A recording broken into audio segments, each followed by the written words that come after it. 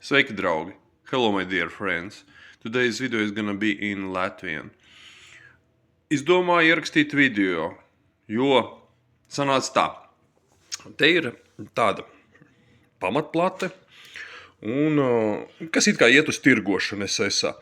Un es izdomāju, lai nav tā kā pircējs dabū plati bez kūlera, es domāju, ka nopirkšu lietotu SSA kūleru.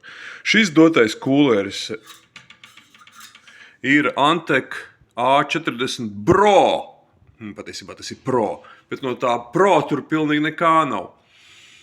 Jo šis kūlers dotais SSA bija 5 eiro, un tagad es viņu esmu pielicis pēc saviem, tā teikt, standartiem. Jo man patīk, kad ir stiprinājums tāds, kā teikt, nāvīgs, spēcīgs starp plati un kūleri.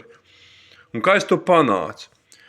Oriģināli tas kūleris stiprinājās uz šitādām plasmasas tapiņām. Ak, tu dievs žēlīgs. Tā ir vienkārši kaut kāda nestabila konstrukcija. Bet tā kā man ir visāds pilns ar kūleru kastītēm no citiem datoriem, tur pāri palikušas ir tādas foršas backplates. Un es jums parādīšu.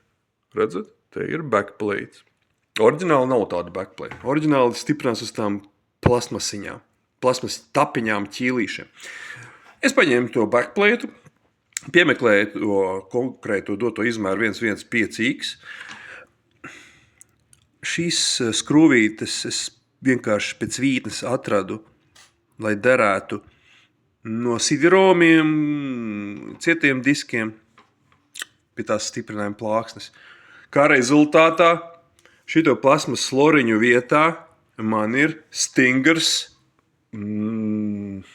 ļoti fundamentāls stiprinājums.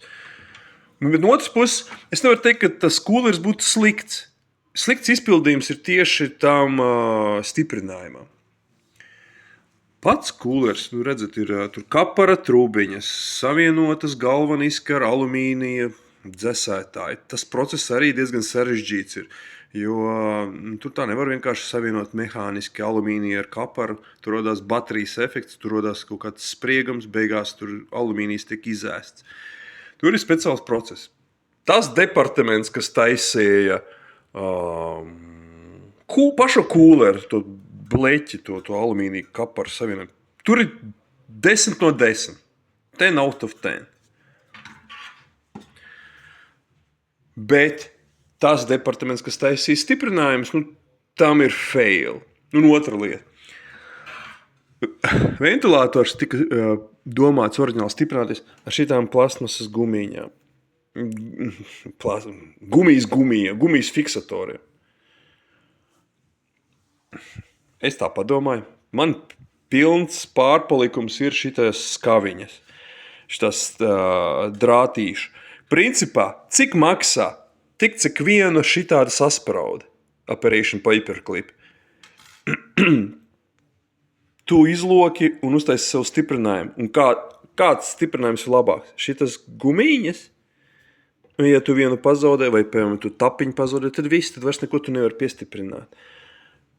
Es uzskatu, ka tas no Anteca, lai gan tā ir diezgan respektabla un firma, nav nekāds startups.